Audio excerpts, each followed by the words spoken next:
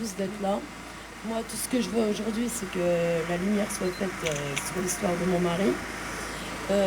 En débit, l'histoire a commencé qu'un couple est rentré dans ce magasin. Les portes étaient déjà closes, fermées, le portail aussi. Les portes, c'est bon. Ouais, les portes étaient fermées de ce magasin.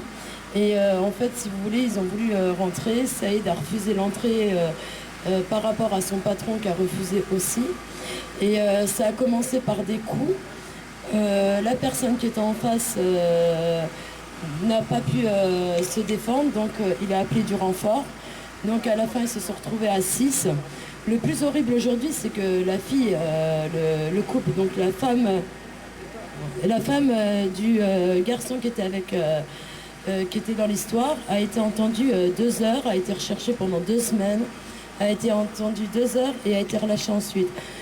Après, c'est elle qui a passé son téléphone pour avoir du renfort. Elle n'aurait pas passé son téléphone, il n'y aurait pas eu du renfort. Il y a autre chose à dire, c'est que Saïd a eu 38 hématomes sur le corps en 14 minutes. Il y a 9 minutes, on ne sait pas ce qui s'est passé, il y a plus ou moins de témoins.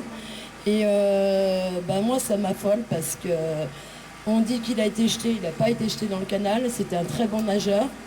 Et moi, je veux faire vraiment la lumière sur cette affaire parce que sur Dijon, elle n'a pas été très entendue. Ça fait 3 ans qu'on habite Dijon. Moi, je suis d'originaire de Dijon. Et une chose importante que je voulais dire, c'est qu'à l'heure actuelle, j'ai 2 enfants. Une enfant qui vient d'avoir 8 ans. Mon fils hier qui a eu 3 ans, qui a demandé son père. Et je suis vraiment... je ne sais même plus quoi leur dire parce qu'aller parler à un enfant de 3 ans, lui expliquer que son père a été tué. Je ne peux pas, mais en tout cas, je suis vraiment contente que vous soyez tous là et que vous soyez là pour me soutenir. Je vous remercie beaucoup.